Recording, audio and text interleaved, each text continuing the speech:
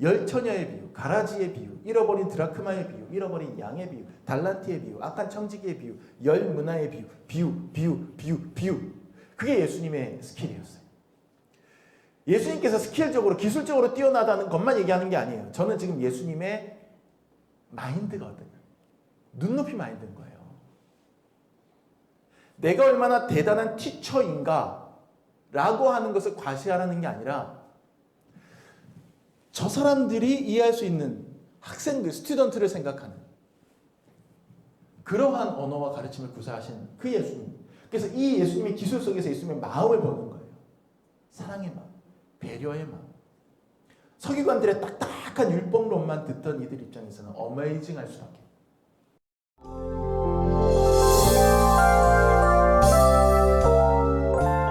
우리가 즐겨 부르는 찬송 중에, 찬양 중에 기독교인이 아닌 교회밖 사람들도 많이 알고 있는 곡들이 있죠. 제일 먼저 튀어나오는 게 Amazing Grace예요. 나 같은 죄인 살리신 그 찬양 알죠? 너무 많이 부르고 흔하게 들어서 느끼지 못할 때가 많지만 사실 이 찬양 가사가 정말 힘이 있습니다. 근데 우리가 너무 많이 듣다 보니까 정말 놀라운데 그 놀라움을 깨닫지 못하고 있는 경우가 많죠. 어머니의 사랑도 생각해보면 이 세상에서 가장 놀라운 것 중에 하나가 어머니의 사랑인데 매일 만나고 매일 부딪히다 보면 어머니한테 대들기나 하고 어머니한테 눈이 부랄인 적은 있어도 그 사랑이 놀랍다는 생각은 자꾸 인식하지 못하고 인지하지 못할 때가 많습니다. 우리가 살아가고 있는 이 우주의 질서와 운행도 가만히 생각해보면 엄청나게 어메이징합니다. 근데 우리가 이 어메이징한 자연의 운행 속에서 자고 먹고 깨고 놀고 일하고 이렇게 하다 보니 정작 얼마나 우리가 놀라운 질서 속에 살아가는지 그걸 우리가 인식하지 못할 때가 있어요. 하나님도 하나님의 은혜도 정말이지 놀랍고도 또 놀라운데 Amazing Grace인데 우리가 매주일 익숙하게 예배하고 습관적으로 교회에 오다 보니 얼마나 우리가 이 놀라운 은혜 가운데서 구원받은 백성인지를 인식하지 못할 때가 많다라고 하는 겁니다. 우리 주님이 정말 놀라운 분이라는 것, 우리 예수님이 정말 Amazing Jesus라는 사실을 새삼 우리가 깨달을 수 있다면 화석화된 신앙생활이 아니라 살아서 꿈틀대는 생명력 있는 그러한 신앙생활을 하는 사람이 될 수 있을 겁니다. 오늘 우리가 읽은 교회록 본문 마가복음 1장 21절부터 28절까지 말씀은 예수님이 세상에 자기를 이제 드러내기 시작한 공생의 초창기의 이야기입니다. 예수님께서 나사렛에서 아버지 목수 요셉의 아들로서 살아가시면서 30살이 될 때까지 어떤 여러 가지 삶을 사셨는지 성경에 자세히 나와 있지 않고 아직까지 세상 사람들에게 큰 주목을 받지 못하다가 이제 드디어 때가 이르러 본격적으로 자신을 세상에 드러내는 그런 시기. 먼저 세례 요한에게 나아가 모든 사람들이 지켜보는 가운데 세례 요한에게 세례를 받으시고 광야로 나아가 40일 동안 금식하며 마귀와 싸워서 승리하시고 그리고 세상 속으로 저작거리 속으로 돌아와서 제자들을 하나 둘씩 불러 모으던 그런 시기, 그 초창기에 예수님께서 이제 안식일을 맞이하여서 시나고그, 회당이라는 곳에 들어가십니다. 이 회당이라고 하는 곳은요, 이스라엘이 바벨론에게 멸망해서 바벨론의 포로로 잡혀갔던 그 70년 동안 잡혀갔던 그 시기에 예루살렘 성전에 가서 예배할 수 없으니 제사 지낼 수 없으니 각자가 자기가 있는 동네에 자기가 잡혀간 그 바벨론이라든지 뭐 도망쳐간 이집트라든지 뭐 어디 뭐 아수르라든지 뭐 그 자기가 떨어져 나간 이민간 잡혀간 해외 그 지역에 간단하게 하나님을 기억할 수 있는 처소를 꾸미고 그곳에서 하나님 기억하고 종교 활동을 했던 신앙생활을 했던 그게 이제 회당의 모티브가 된 것인데 나중에 이스라엘 본토로 포로들이 귀환한 다음에도 그 전통을 그대로 갖고 온 거예요. 그래서 포로기 이전에는 성전 하나만 있어서 사람들이 뭐 6월절만 되면 성전으로 몰려가고 온 백성이 다 성전으로 몰려가 장사진을 치는 그런 비현실적인 일이 벌어졌었는데 이제 포로기 이후에는 뭐 특별한 절기 때는 당연히 그렇게 합니다만 이제 안식일만 되면 자기 집 동네에 가까운 회당에 가서 두루마리 펼쳐서 율법책 읽고 거기서 나름대로 신앙적으로 인정받는 어떤 랍비들이나 아니면 성인 남성이라면 그곳에서 그냥 자유롭게 읽기도 하고 성경을 봉독하기도 하고 자기가 해석한 율법을 얘기할 수도 있는 그런 자유로운 공간으로 자리 잡은 것이죠. 거기서 기도도 하고 찬송도 하고 우리가 지금 오늘날 하는 예배의 전통과 비슷한 의식들이 행해졌는데 다만 그곳에서 메시지를 전하는 것은 조금 프리하게 열려 있었던 것 같습니다. 그래서 그 회당장만 설교할 수 있다 이런 게 아니라 그래도 어느 정도 신앙적으로 인정받는 그런 어른이라면 가서 펼쳐 읽고 말씀을 전할 수 있는 권한을 얻을 수 있었던 것 같아요. 그러니까 예수님도 안식일이 되셔서 초창기에 딱 들어가서 이제 말씀을 전하시는 거예요. 이 자리에서 예수님의 설교를 그 가르침을 들은 유대인들의 반응이 이랬습니다. 22절 말씀 한번 같이 보시죠. 무사람이 그의 교훈에 놀라니 이는 그가 가르치시는 것이 권위 있는 자와 같고 서기관들과 같지 아니함일러라. 아멘. 자, 무사람이 그의 교훈에 논란이 그랬어요. 이 논란이라고 하는 그 표현을 영어 성경 NIV 성경으로 찾아보면 amazed 이렇게 되어 있어요. The people were amazed at his teaching. 그러니까 사람들이 그의 가르침에 굉장히 놀랐다. 이렇게 이야기를 하고 있는 거예요. 그들은 예수님의 설교를 듣고 예수님의 가르침을 듣고 굉장히 어메이징하다라고 느꼈던 거예요. 옛날에 슈퍼히어로 영화 중에 어메이징 스파이더맨이라는 영화 있었는데 그죠? 예. 아마 스파이더맨보다 예수님께서 더 어메이징했을 거예요. 그러니까 어메이징 스파이더맨이 아니고 어메이징 지저스였을 겁니다. 여기서 이제 논란이 해당되는 말을 영어로 보면 어메이징인데 성경에 원래 쓰였던 헬라어 원어로 찾아보면 엑세플레손토라고 하는 좀 긴 단어를 씁니다. 엑세플레손토 이건 뭐냐면 그냥 놀랐다 이게 아니에요. 넋이 나갈 정도로 놀랐다는 뜻이에요. 정신이 멍해질 정도로 놀라는 것을 표현하는 단어입니다. 그러니까 예수님의 설교와 가르침을 듣고 회중이 충격을 받았다는 거예요. 굉장한 충격을 받았다는 거예요. 우와, 이거는 한 번도 들어본 적이 없는 그런 유형의 설교인데 어떻게 이런 가르침을 할 수 있지? 이 정도로 깜짝 놀라서 막 웅성거리고 충격을 받은 그런 상황이었던 거죠. 어메이징도 그냥 어메이징이 아니라 어메이징한 어메이징이었던 거예요. 그렇다면 예수님께서는 어떻게 해서 사람들이 이렇게 놀라게 할 수 있었을까? 사람들은 예수님의 어떤 면에 그렇게 놀랐던 것일까? 어떤 면에 그렇게 놀랐던 것일까? 일단 그분의 교훈, 즉 그분의 티칭, 가르침에 놀랐어요. 말씀드렸던 것처럼. 사실 이거 굉장한 겁니다.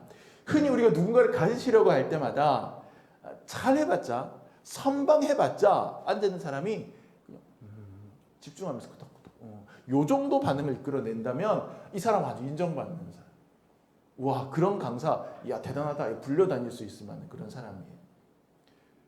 그런데 가르치고 이야기를 하는 순간에 사람들이 우와, 정신이 나갈 정도로 이런 리액션을 하는 여러분 설교자든 아니면은 뭐 강사든 뭐 이런 사람 여러분 발견하기란 하늘의 별따기죠. 또 흔히 누가 나에게 뭔가 가르치려고 들면 야, 너 나한테 지금 설교하냐? 우리가 이렇게 대들죠. 그 말을 하는 이유는 설교라고 하는 것, 가르침이라는 것에 대한 본능적인 거부 반응이 우리 안에 있다는 걸 뜻하는 거예요. 누군가가 막 가르치려고 하고 누군가가 막 설교하려고 하면 귀찮아하고 저 꼰대야. 라떼가 어쩌고 저쩌고 하는데 말이지. 이렇게 받아들이는 우리 안에 있는 거부 반응. 그것이 더더욱 상대방의 어떤 가르침에 긍정적인 어메이징한 그런 긍정적인 어메이징을 이끌어내게 내는 것을 방해하는 어떤 기제로 작용하는 것이거든요. 또 우리는 종종 이런 얘기도 합니다. 저 사람 또 설교 시작하네. 아이고, 저 사람 또 설교하고 있네. 이런 얘기는 또 뭡니까? 그 이야기는 설교라고 하는 것이 굉장히 듣기 싫은 잔소리 또는 지루하기 짝이 없는 장광설이다 라고 하는 무의식적인 어떤 그런 마음속의 생각들이 자연스럽게 나타나는 것이거든요. 설교하고 있네. 그러면 또 지루한 얘기하네. 잔소리하네. 그러니까 우리가 누군가에게 설교해서 누군가에게 가르쳐서 누군가에게 이야기를 해서 그 사람을 굉장히 긍정적인 의미에서 충격에 빠뜨리고 어메이징하게 만든다는 거는 그 자체가 어메이징한 거예요. 보통 누군가에게 가르침을 주려고 하는 사람들은 방금 제가 말씀드렸던 이런 모든 심리적인 장애물들을 다 극복해내야 합니다. 근데 결코 이게 쉬운 게 아니니까 많은 사람들을 지루하게 만들고 졸게도 만들고, 그러니까 어쩔 수 없이 썰렁한 농담도 하게 되고 뭐 이렇게 되는 거죠. 그래서 여러분 잘 모르겠지만 설교를 다 끝낸 목사님들이 아무도 모르게 화장실에 들어가서 벽에 머리를 박으면서 머리를 쥐어박으면서 샤워하다가 샤워기 물로 막 자기 머리를 쥐어박으면서 괴로워하고 아무렇지도 않은 척 나오고 이런 일들이 벌어지는 거예요. 제가 다른 목사님들 샤워하는 거 들여다본 적은 사실은 없어요. 제가 아는 샘플은 하나밖에 없습니다. 그런데 예수님은 그렇게 하지 않으셨어요. 예수님은 이 모든 일들을 이루어내셨어요. 해내셨어요. 사람들을 놀라게 만드셨어요. 긍정적인 의미에서. 아니, 도대체 예수님에게는 어떤 비결이 있었을까? 그 구체적인 이유는 오늘 본문에 자세하게는 나오지 않아요. 그냥 힌트 정도나. 권위 있다. 권위 있다. 여기서 말하는 권위라고 하는 거 그냥 우리가 눈에 힘주고 막 이렇게 그렇게 착각하시는 설교자들이 종종 있어요. 이런 게 권위가 아니에요. 지금 본문에 나오는 권위라고 하는 말은 원어상으로 살펴보면 왕의 권위를 얘기하는 거예요. 왕한테 적용되는 권위. 그러니까 왕이 뭔 말을 툭 내뱉어도 화제가 되고 거기에 대해서 막 귀를 쫓고 이렇게 되잖아요. 그런 어떤 신적인 권위, 왕의 권위가 예수님에게 있었다. 그거 하나 하고 또 서기관들과 같지 아니함이었다. 이런 얘기가 있거든요. 그러면 짐작해 볼 때 그 당시에 서기관으로 대변되는 종교 지도자들이 사람들이 가르치는 방법들이 있었을 거란 말이에요. 근데 그 가르침에 익숙해 있던 사람들이 예수님의 가르침을 설교를 들었을 때 우와 이런 게 있었어? 하고 깜짝 놀랄 정도로 완전히 그 시대의 동시대적인 가르침의 유형과는 다른 유형을 예수님께서 하셨다. 이렇게 해석할 수 있는 거예요. 그럼 더 여기까지 우리가 본문을 통해서 짐작해 볼 수 있는 내용이고 좀 더 구체적으로 들어갔을 때 도대체 예수님의 메시지에는 예수님의 가르침에는 서기관들과 다른 어떤 요소가 있었길래 이런 놀라운 반응을 이끌어냈을까? 제가 개인적으로 이제 복음서에 나오는 예수님의 말씀을 읽을 때 마음속에 감탄, 저도 이제 어메이징한 반응을 예수님 말씀 보면서 느끼거든요. 저는 이 두 가지 면에서 느꼈어요. 하나는 형식적인 면, 다른 하나는 내용적인 면. 저는 이렇게 생각합니다. 먼저 예수님의 가르침은 형식적인 면에서 확연히 당대의 종교 지도자들과는 달랐어요. 무슨 얘기냐면 예수님의 가르침은 굉장히 대중적이고 민중 친화적인 그런 스킬을 구사하셨어요. 예수님의 설교의 특징 중에 가장 큰 특징이 저는 바로 여기에 있다고 생각합니다. 마가복음 4장 33절 34절 예수께서 이러한 많은 비유로 그들이 알아들을 수 있는 대로 말씀을 가르치시되 비유가 아니면 말씀하지 아니하시고 다만 혼자 계실 때에 그 제자들에게 모든 것을 해석하시더라. 아멘. 바로 이거예요. 그러니까 예수님께서는 비유를 사용했어요. 비유. 쉽게 말하면 예화를 굉장히 많이 사용했다는 얘기입니다. 설교학을 좀 공부하셨다는 분들이 특히 좀 보수적이고 근본주의 계열에 있는 분들이 예화를 사용하는 설교자는 죄를 짓는 것이다 이렇게 얘기하는 걸 가끔 들은 적이 있어요. 왜냐하면 설교라고 하는 것은 하나님의 말씀을 집중해서 가르쳐야 되는데 왜 자꾸 세상 일 끌어다가 거기다가 딴 얘기를 썩냐. 성경 자체만 풀어야 되는 게 설교다라고 가르치시는 분들이 있었는데 저는 그분들이 죄를 짓고 있는 거라고 생각을 해요. 그분들은 그렇게 강조하는 성경에서 예수님께서 어떻게 설교하시고 가르치셨는지를 모르는 거예요. 그리고 그분들이 짓는 가장 큰 죄는 성도들을 모두 다 졸게 만든다는 데 있었어요. 말씀 듣고 깨달아야 되는 성도들을. 본인들 세계 속에 갇혀 있는 거예요. 예수님은 비유가 아니면 가르치지 않았다. 근데 이 비유를 쓰는 이유가 뭐냐면 사람들의 이해를 돕는 것. 그게 핵심인데 사람들을 친근하게 하기 위해서 비유를 쓰는 걸 수도 있지만 또 한편으로는 그 하나의 원리, 영적인 원리를 사람들에게 풀어서 하나하나 다 설명하면 너무 어렵고 복잡해서 그것을 사람들이 이해할 수가 없어요.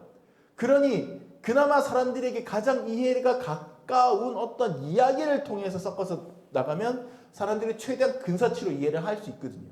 예수님께서 그렇게 하셨다는 얘기예요.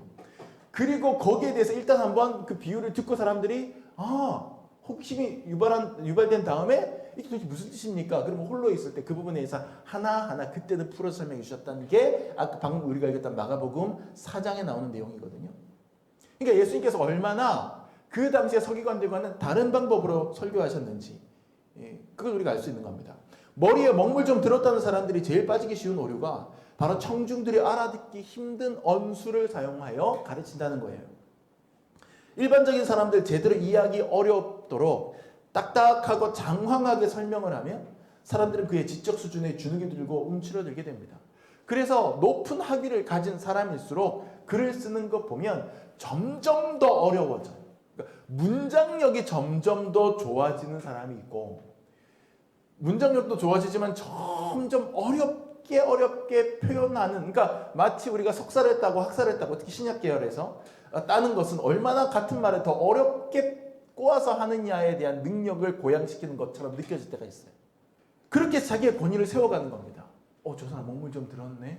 그리고 주눅 드는 거예요. 뭔가 저 사람이 하는 얘기는 공부 좀 한 사람 같으니까 우리가 귀담아 들어야 될 것 같아요. 이렇게 생각할 거라고 그렇게 여기는지 모르겠으나 하여튼 그래서 그런 것 같아요. 그러면서 자신들만의 어떤 그 영역을 확보해 나가려고 하는 그런 심리적인 그런 동기가 자기도 모르게 있지 않겠나 그런 생각을 해봅니다. 그러니까 어떤 때는 정말 쉬운 내용도 일부러 꼬고 비틀어서 어렵게 표현하는 게 학자다운 언어구사법이라고 생각하고 착각하는 것 같습니다. 철학자들이 많이 그렇게 하는데 신학자들도 더 하면 되겠지 덜 하지 않습니다. 저는 개인적으로 이 시대의 신학자들이 굉장히 많이 회개해야 된다고 생각합니다. 그러니까 이 사람들이 그런데 이렇게 표현하는 겁니다. 하나님의 사랑이 우리를 구원한다. 여러분 직관적으로 딱 와닿죠? 하나님의 사랑이 우리를 구원한다. 이걸 제가 한번 그 신학자들이 어떻게 언어를 구사하는지를 상상력을 동원해서 제가 신학자들의 언어로 여러분에게 한번 구사해 보겠습니다. 하나님의 사랑이 우리를 구원한다. 신학적인 언어로 하면 궁극적 실제가 피조생애를 향하여 발출하고 제한한 본질적 사귐의 메커니즘이 하나님의 백성으로서의 자의식을 체득한 이들로 하여금 실존의 자리를 보다 높은 차원으로 이동시킨다. 이런 식으로 표현하는 거예요.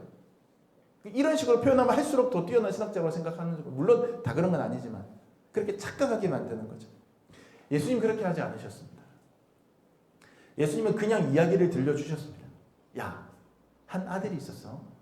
아버지의 유산을 땡겨받아서 외국에 나가서 다 쓰고 왔어. 그 알거지가 돼서 돼지나 먹는 쥐엄나무 열매 주워 먹다가 부끄러워서 그래도 아버지 사랑 기억하고 터덜터덜 거짓거리 돼서 들어왔는데 세상에 아버지가 혼내지 않고 울면서 뛰어나와서 안고 입 맞추고 소를 잡아서 잔치를 베풀고 좋은 옷을 입히고 손에 가락지를 끼우고 울면서 맞아주네. 이게 회개고 이게 구원이야. 예수님 화법이에요 이게. 열처녀의 비유, 가라지의 비유, 잃어버린 드라크마의 비유, 잃어버린 양의 비유, 달란트의 비유, 악한 청지기의 비유, 열 문화의 비유. 그게 예수님의 스킬이었어요.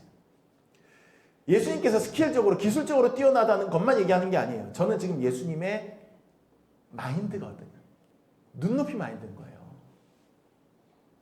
내가 얼마나 대단한 티처인가 라고 하는 것을 과시하라는 게 아니라 저 사람들이 이해할 수 있는 학생들, 스튜던트를 생각하는 그러한 언어와 가르침을 구사하신 그 예수님.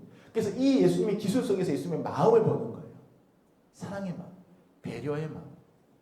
서기관들의 딱딱한 율법론만 듣던 이들 입장에서는 어메이징할 수밖에. 예수님께서 어떤 분입니까? 하늘 보좌를 내려놓으시고 인간들과 같이 되려고 인간의 몸을 입고 인간의 땅으로 오신 분이에요. 그것도 높은 사람, 높은 고관대장의 집이 아니라 가장 낮은 민중의 밑바닥에서 같이 땅바닥 훑고 사시려고 오신 분이야. 목수의 아들. 그러니 예수님께서는 그들의 언어로 하려고 하셨던 거죠. 우리가 배워야 할 것은 예수님의 그 마인드입니다. 이 시대의 세상 사람들이 더 이상 교회를 어메이징하다고 느끼지 않죠. 교회를 보고 긍정적인 의미에서 놀라지 않습니다. 감탄하지 않습니다. 부정적인 의미에서는 어메이징해요. 세상 사람들이 부정적인 의미에서 와, 교회라는 데가 목사라는 사람이 집사 권사라는 사람이 저런 짓을 한다고? 그런 데 놀라긴 합니다. 부끄럽게도 말이죠. 이 시대의 교회가 긍정적인 의미에서 세상 사람들을 놀라게 하고 어메이징한 모습을 회복하기 위해서 반드시 우리가 회복해야 될 게 바로 이 예수님의 눈높이 사랑, 교회 사역에 녹여내는 게 필요해요. 예수님이 청중의 입장을 배려해서 그들의 언어로 이야기하고 그들의 수준으로 내려가서 설교하셨던 바로 그 정신을 구현해내야 하는 겁니다. 여러분, 작년 11월에 목회 데이터 센터라고 하는 단체에서 조사를 했어요. 한국 전체 인구에서 개신교의 비율이 몇 명이냐? 30년 전만 해도 저는 한국 교회 4분의 1이 기독교인이고 뭐 1000만 기독교인이고 좀 이런 얘기 들으면서 자랐어요. 택도 없습니다. 작년에 조사한 바에 의하면 한국 전체 인구에서 개신교의 비율이 16.6%. 16.6%예요. 불교하고 크게 차이도 안 나요. 근데 이게 더 충격적인 건 불과 10년 사이에, 그러니까 그 10년 전에 했던 조사와 비교하면 10년 만에 무려 6%가 빠진 거예요. 6%가. 그리고 지금 그 기독교인이라는 16.6% 중에서도 4명 중에 1명은 마음으로만 예수 믿고 교회는 안 나가는 가난한 교인들, 안 나가 교인들, 가난한 교인들이라는 거예요. 그리고 이 단체가 예상하기로 이와 같은 추세라면 10년 후 2033년에는 12%로 떨어질 것이다. 그리고 그 중에 3분의 1은 가난한 교회 교인이 될 것이다. 그나마 12%인데, 그러니까 우리나라가 뭐 예를 5천만 인구다 그러면 500만 명인데 그 중에 3분의 1에 해당되는 사람들은 교회도 안 나가는 사람들이라는 거죠. 그때가 되면 정말 무단의 교회가 속출할 겁니다. 왜냐하면요, 출산이 지금 없잖아요. 저출생 시대잖아요. 그럼 새로운 젊은이들은 없어요. 그나마 있던 젊은이들도 교회 신망하고 다 떠나갔어요. 그럼 지금 교회마다 다 가보면, 우리 교회는 좀 달라요. 너무 감사하게도. 근데 교회마다 가보면 전부 다 60대, 70대가 다 교인들이에요. 그리고 쫙 깔때기 모양으로 밑에는 없어요. 그러면은 고령층은 시간 지나면서 한 분씩 두 분씩 소천하시잖아요. 근데 밑에는 공급이 안 되면 확 줄어드는 겁니다. 정말 심각합니다. 사람들은 왜 교회를 떠날까요? 신흥 종교로 빠지는 사람들 숫자가 늘어나는 걸 보면 사람들의 종교적 본성 자체가 쪼그라드는 것 같진 않아요. 이유를 찾아보면 교회가 서기관들처럼 자기 성법과 자기 세계에 갇혀있기 때문입니다.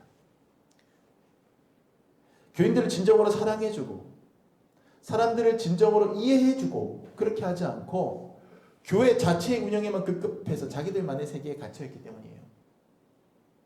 예수님은 사람들의 눈높이로 내려와서 그들과 눈맞춤에 이야기하셨습니다.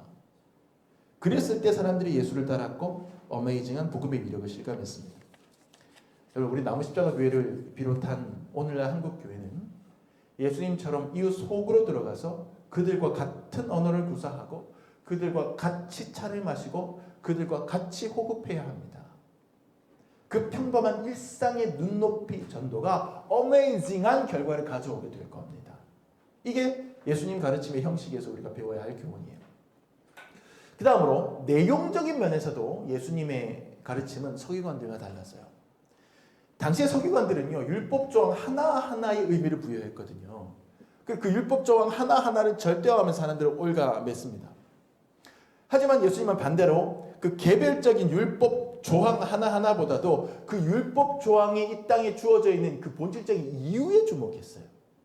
그러니까 안식일에 손을 씻어도 되느냐 안 되느냐, 손을 안 씻은 사람도 율법 규정 위반이다, 잡아다가 혼내고, 안식일에 병자를 치료했다, 야 의료행위 노동 아니야, 노동행위를 했어, 잡아다 혼내고, 이런 식으로 율법 조항 하나하나 가지고서 서기관들이 이거 하면 안 돼, 이거 하면 안 돼, 이렇게 했단 말이에요. 근데 예수님은 율법이 왜 왔느냐, 안식일 규정이 왜 왔느냐, 안식일 규정은 하나님을 사랑하라는, 그런 안식일에 하나님을 기억하고 사랑하라는 사랑이라고 하는 대명제에서 나온 것이다. 그렇다면 안식일에 병자를 고치는 것은 사랑을 하는 행위인데 그게 왜 문제가 되느냐, 이렇게 접근하시는 거예요. 예수님의 가르침은 확 다른 거죠, 서기관들과. 예수님은 율법의 원래 가치였던 사랑의 메시지를 회복시키셨어요. 개별적인 조항들, 사랑이라고 하는 본질적인 상위법을 돕는 역할일 뿐임을 상기시켰습니다. 그래서 율법에 눌려서 숨도 쉬지 못하는 민중들을 해방시키셨습니다. 더 중요한 가치를 주목하게 하셨습니다. 야, 안식일에 죽어가는 사람 치료하지 않는다고? 뭐 안식일에는 불도 켜지 말라고? 무슨 소리야? 안식일에도 사랑의 법칙은 적용되어야지. 안식일에도 사람을 살리란 말이야. 이게 예수님의 메시지였던 거예요. 그러니까 내용적으로 확 달랐죠. 오늘날 세상 사람들이 교회를 보고 더 이상 어메이징하지 않다고 느끼는 이유 중에 하나는 교회들이 본질적인 메시지를 놓치고 있기 때문입니다. 교회의 본질은 십자가와 부활의 복음이고, 저는 이제 십자가 중에서도 나무 십자가가 더 본질에 가깝다고 생각하기 때문에 이름을 나무 십자가 교회로 지은 거죠. 그 다음에 사랑과 섬김의 윤리가 본질인데, 교회마다 간판에는 다 그렇게 써놓고 실제로 강조하는 건 숫자, 프로그램, 담임 목사 홍보 이런 데만 몰두하고 있는 거예요. 건물 경쟁, 총회장 선거, 감독 선거 이런 경우가 많지 않습니까? 세상 사람들이 그거 모를 것 같습니까? 저 사람들 엉뚱한 짓 하고 있다. 모를 것 같아요? 압니다. 교회가 다시 세상 속에서 어메이징하게 되는 길은 예수님처럼 가장 본질적인 메시지로 돌아가서 집중하는 겁니다. 교회만 그런가요? 우리 신앙생활도 마찬가지입니다. 여러분이 한 개인으로서, 한 성도로서 세상 사람들이 여러분을 보면서 어메이징하다고 느끼나요? 저 사람 예수 믿는 사람으로서 정말 놀라운 사람이야. 놀라운 인생을 살고 있는 사람이야. 왜 놀라지 않습니까? 우리가 예수님의 십자가와 복음의 본질로 살아가지 않기 때문입니다. 주변적인 요소들과 장식들 뒤로 감춰진 진짜 복음의 진실, 본질, 진짜 사랑, 진짜 섬김, 그것을 회복하면 세상 사람들이 다시 교회로 놀라운 시선을 보낼 거고, 세상 사람들이 저와 여러분의 인생을 다른 눈으로 바라보게 될 거예요. 그게 예수님의 가르침의 내용적인 면에서 배우는 교훈입니다. 자, 그런데 오늘 본문을 자세하게 보면 이 회당 안에 있던 사람들이 놀랐던 건 또 하나가 더 있어요.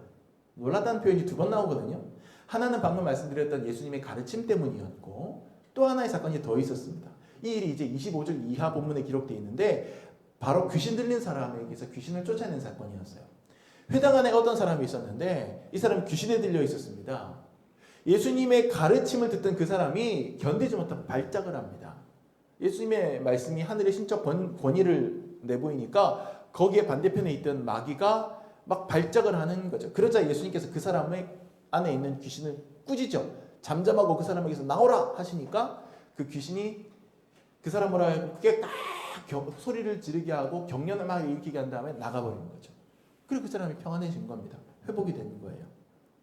이 사건을 목격한 회당 안의 사람들이 또 두 번째 어메이징을 하죠. 이번엔 27절로 가봅시다. 아까 22절이었는데 이번 27절. 다 놀라 서로 물어 이르되 이는 어찌 미냐 권위 있는 새 교훈이로다. 더러운 귀신들에게 명한즉 순종하는도다 하더라. 이들은 지금 이 교훈과 귀신 쫓아내는 것을 연결하고 있어요.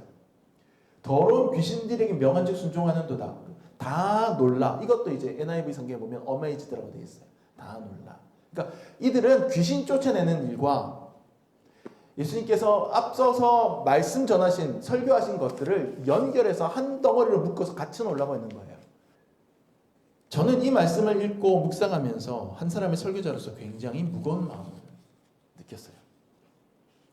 도대체 이 마음의 무거움의 정체는 무엇일까? 가만히 생각해보고 들여다봤더니 그 정체는 아마도 부끄러움이었던 것 같아요. 부끄러움. 생각해 보십시오. 만약에 본문에 이 귀신 쫓아내는 내용이 없었다면 예수님이 설교하셨다. 그리고 사람들이 그 설교를 듣고 다 놀랐다. 이렇게 끝났을 거예요. 그 다음에 이 설교 들은 사람들의 삶이 어떻게 달라졌는지를 우리는 알 수 없어요. 그렇게 됩니다. 그런데 바로 이 설교를 듣는 현장에서 악한 영에 사로잡혀 있는 사람이 반응을 보이는 장면이 나오는 거예요. 찔림을 받았는지 아니면 권위 압도됐는지 반응을 보여요. 그리고 예수님의 가르침은 곧바로 귀신을 향한 꾸짖음으로 연결이 되고 그 사람을 한 사람을 고통에서 해방시키고 온전하게 만드는 데 이르는 메시지가 된 거예요. 무척 미안하고 부끄러운 고백이지만 저를 비롯한 이 시대의 많은 설교자들이 자신의 설교에 대한 평가에 민감합니다. 사람들이 자신의 설교에 감동받았는지, 아멘은 얼마나 외치는지, 얼마나 고개를 끄덕이는지 그런 데 민감합니다. 그리고 끝난 다음에 교인들 사이에 웅성웅성 저 목사님 말씀 너무 좋아. 저 목사님 인도하는 예배지 가고 싶어. 뭐 이런 얘기, 특히 중형교회 같은 경우에는 알게 모르게 그런 그 명예심, 인정받고 싶은 욕구들이 설교자에게 없다고 할 수 없어요. 당연히 있습니다. 또 성도들 쪽에서 보자면 얼마나 재밌게 했는지, 얼마나 집중력 있게 했는지 이런 설교들을 높게 평가합니다. 그래서 많은 설교자들이 멋진 말을 구사하려고 하고 달변가를 꿈꾸죠. 때로는 연기도 하고 때로는 개그도 하고 예화의 MSG를 좀 많이 치고 과장하고 오버해서 사람들 들었다 놨다 하는 그런 사람이 되기를 원합니다. 꿈꿉니다. 그리고 설교가 끝난 다음에 사람들이 너무 좋았어요, 은혜 받았어요 리액션 해주면 오늘 내 설교가 좀 괜찮았군 하고 만족하면서 샤워할 때 아무 짓도 하지 않게 되는 겁니다. 근데 과연 그게 끝일까요? 저는 이 시대에 가장 말 잘하다고 가장 재미있고 가장 집중시키는 설교자들의 얼토당토하지 않은 메시지를 참 많이 봤습니다. 내용적으로 볼 때 정말 저건 설교가 아니야 싶을 정도의 이야기를 늘어놓는데 그 화술 자체에 사람들이 감동해서 저분은 정말 이 시대의 가장 설교자라는 목사야, 설교자라고 평가하는 모습들을 보면서 참 절망했던 적이 많이 있어요. 여러분, 말 잘하는 게 설교 잘하는 거하고 동의어가 아닙니다. 내가 사람들에게 말 잘한다 라고 평가받는 게 설교의 목적입니까? 아니죠. 설교의 최종 목적은 사람들을 변화시키고 사람들을 회복시키는 겁니다. 사람들을 하나님께 돌아오게 만드는 겁니다. 예수님의 가르침에 놀라웠던 것은 그 메시지 자체가 놀라웠던 것도 있었지만 그 메시지로 인하여 사람들이 회복되고 고쳐지고 변화되는 역사가 나타났기 때문입니다. 그 어메이징이 진짜 놀라운 어메이징이었어요. 웨슬리 목사님이 설교할 때 웨슬리 목사님이 설교를 굉장히 엄청나게 많이 설교를 하시는 분인데 막 부흥회를 하시는 분이지만 웨슬리 목사님의 설교가 스킬이 그렇게 대단했다라고는 많은 사람들이 평가하지는 않는 것 같아요. 제가 웨슬리 목사님 설교 읽어봐도 내용은 참 좋은데 좀 많이 딱딱해요. 오히려 그 시대에 조지 휘필드 같은 사람이 대중설교가로서 훨씬 더 사람들을 끌어모았죠. 그럼에도 불구하고 웨슬리 목사님의 설교는 능력이 있었던 게 그분이 설교하면 예수님이 현장에서 나타났던 대로 사람들이 귀신이 쫓겨나가고 설교를 하면 사람들이 눈물을 흘리고 회개하고 하는 역사가 일어나요. 교도소가 변화되고 영국 사회가 개혁되고 성도 입장에서 여러분 와, 저 설교자 저 목사님 말씀 참 잘한다, 음성 좋다, 얘기 잘한다 이걸로 끝나는 게 아니라 그분의 말씀이 정말 나를 살리고 나를 다시 일으키고 나를 다시 영적으로 일으키는가 이렇게 생각을 해야 되고 또 내 스스로가 그런 좋은 말씀 들었으면 그렇게 되려고 노력을 해야 됩니다. 그럴 때 말씀이 권위 있는 그분이 되는 거예요. 이 본문을 읽고 묵상하면서 느꼈던 저희 무거운 마음 바로 그 때문이었습니다. 야, 설교자로서 내가 매주일 행하는 설교가 정말 성도들을 변화시키고 있을까? 정말 회복시키고 있을까? 아니 설교를 하는 나 자신은 그러고 있을까? 그런 부끄러움을 느끼면서 말씀 준비했습니다. 저는 이 걱정을 설교자인 저만 할 게 아니라 성도된 여러분들 함께 하셔야 된다고 생각합니다. 성도로서 매주일 듣는 설교를 여러분 가슴에 새기고 정말 변화되고 회복되려고 노력하고 계십니까? 그 걱정을 내가 과연 그렇게 하고 있는가라는 걱정을 우리 모두 함께 해야 되지 않을까요?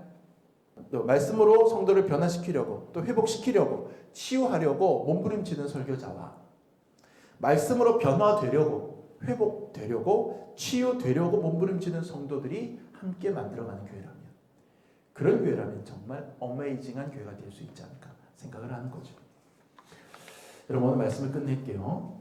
일단 여러분은 어메이징한 분들입니다. 달콤한 세상의 속삭임을 뒤로하고 예수 믿기로 했다는 것 자체가 일단 어메이징 그레이스의 산물이에요. 그리고 다들 기피하는 작은 개척교회에 와서 예배하시는 것도 정말 어메이징해요.